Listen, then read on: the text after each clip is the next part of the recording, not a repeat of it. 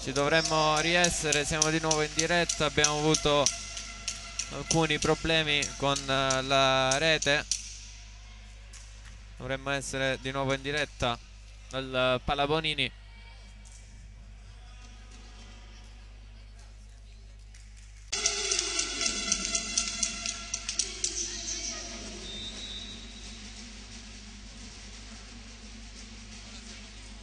Siamo di nuovo in diretta dal Palabonini di Cinquefrondi. Ci scusiamo per questa interruzione, abbiamo avuto alcuni problemi tecnici.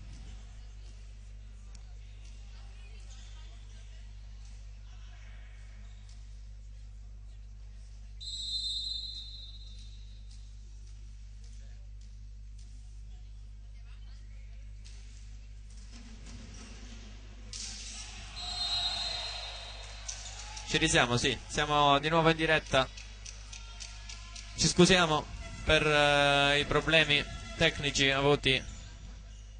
Si era interrotta la trasmissione, abbiamo avuto problemi di rete. Ora ci risiamo, siamo 15-11 per la Jolly. Adesso al servizio il Cosenza. Si aiuta con il nastro. Palla per la Jolly. Tocco del muro. Mani fuori di Mateus Dalagnol. Siamo sul 16-11.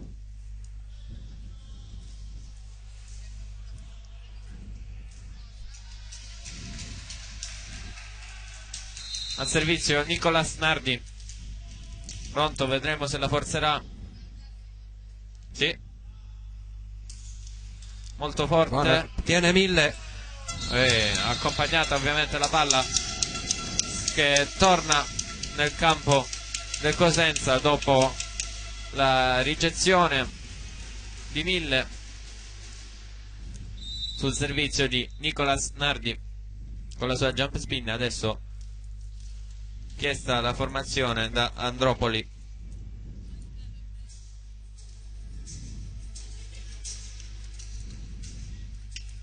Tra l'altro nel Cosenza era uscito Di Fino. E chi è entrato?